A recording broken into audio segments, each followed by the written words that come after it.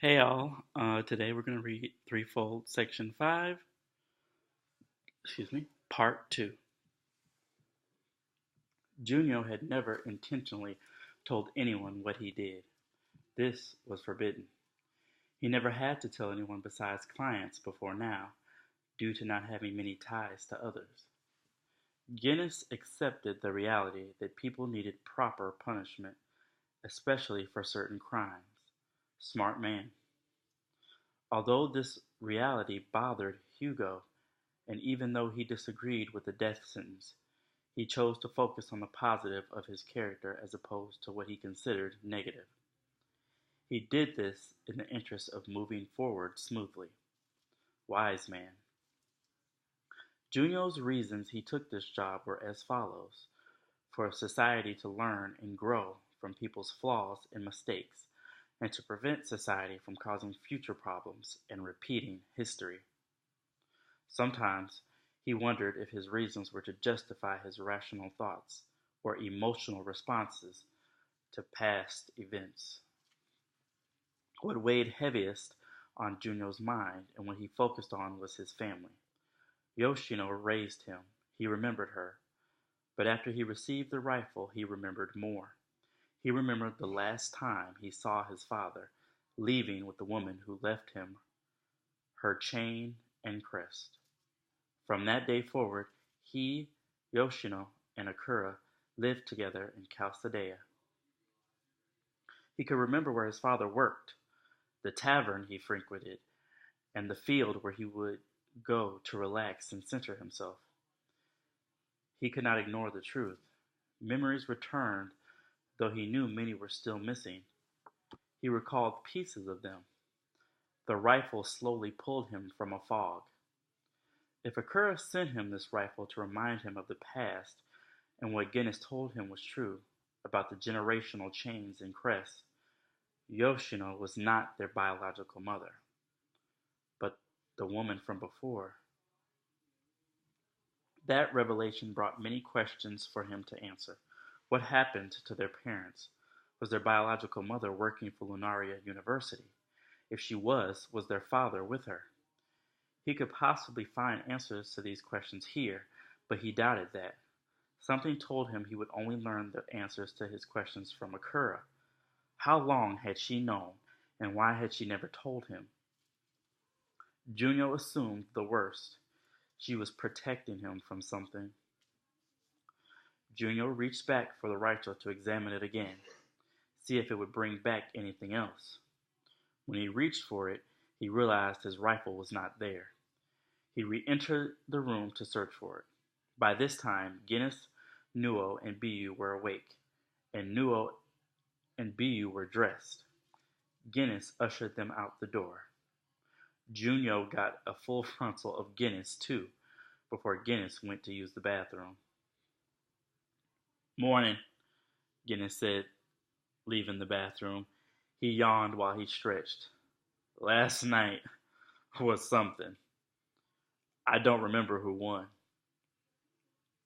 Junyo ignored him, focused on finding his rifle. What's on your mind? Guinness asked in a serious tone, noticing Junyo scouring the place. Get cleaned up and get dressed, Junyo said, without giving him his attention. You're naked. Guinness laughed. Forgot. I'm not on Australian soil anymore. You guys aren't comfortable with letting it all hang out here. He gathered his stuff and went into the bathroom. Something up? Hugo asked, lifting himself onto his forearms and leaning back on them. The young woman smiled at him. Good morning. She kissed him on the cheek before she threw the blanket off her and proceeded to put on her shoes. The rifle's gone, Junyo said. My head, the small group heard a familiar voice. Junyo turned to see Tsuyoshi sit on the edge of the bed. Tsuyoshi held his head in his arms. What did I drink last night? You're here, the young woman said. I thought Atsuko would take you home.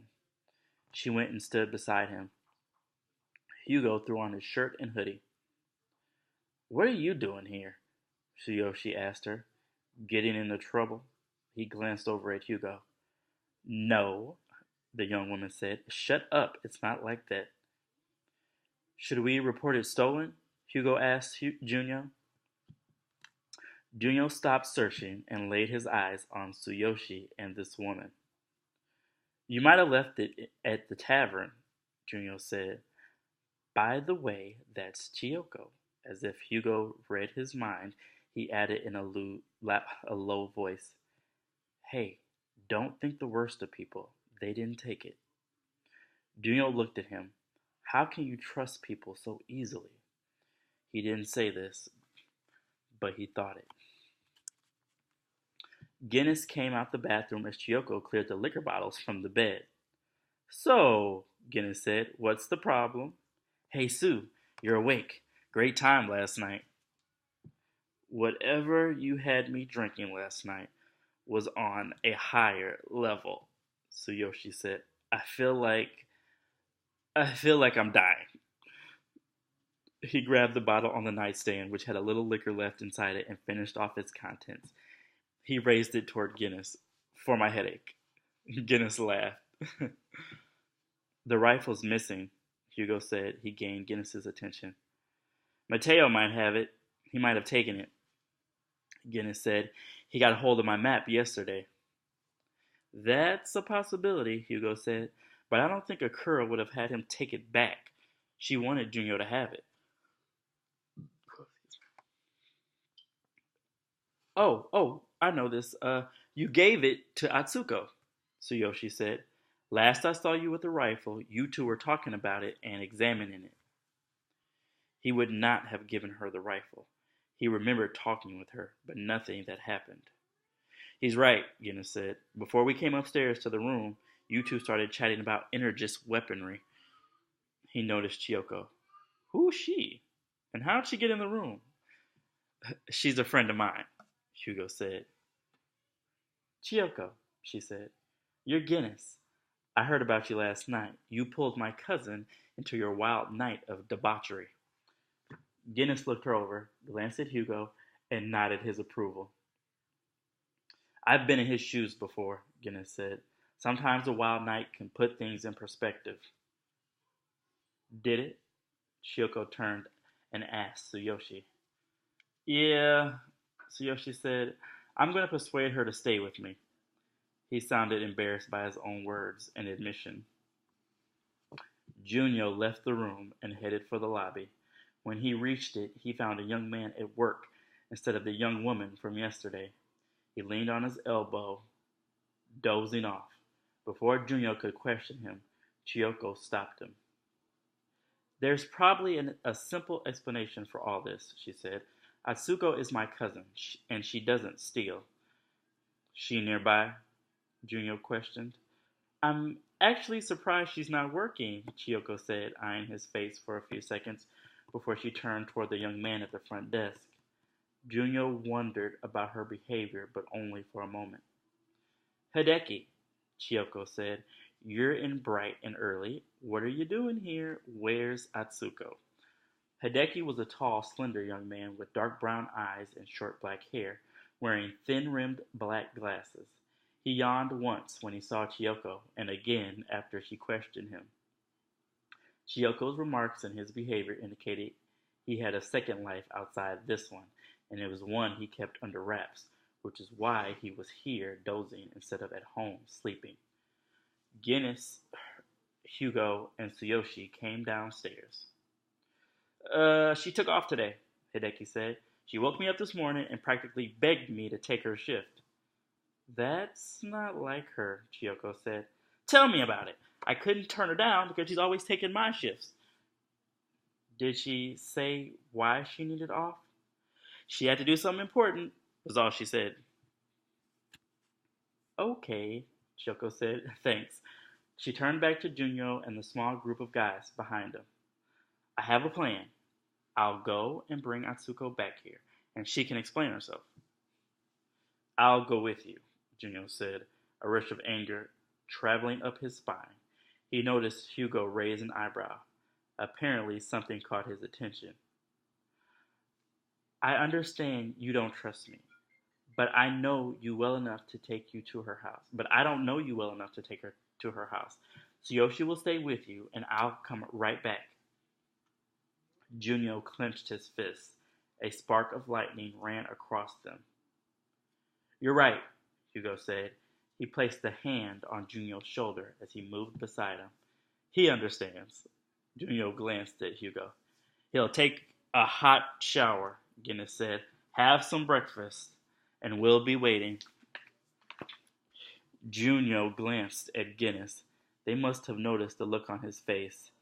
She's not leaving, he thought. Let's head to the taverns, Tsuyoshi said.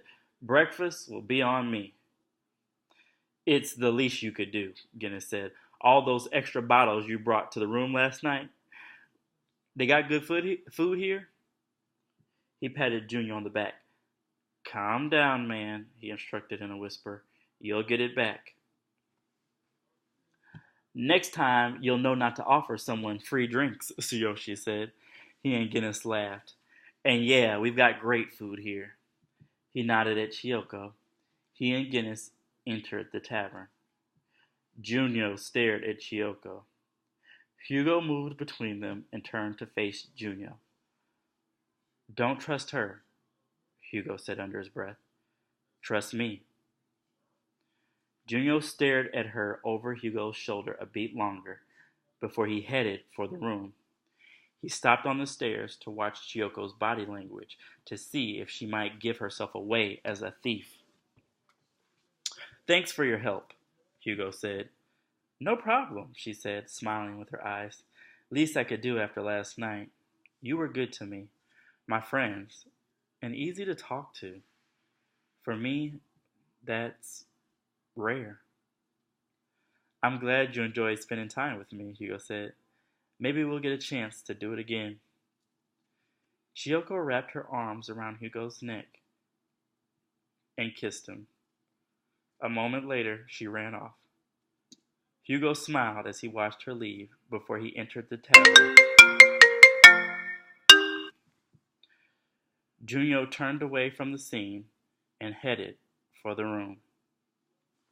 Alright guys, that was part 3. I hope you enjoyed it. I kind of had to go because that was an important phone call, though I really appreciate you listening and I hope you continue to do so.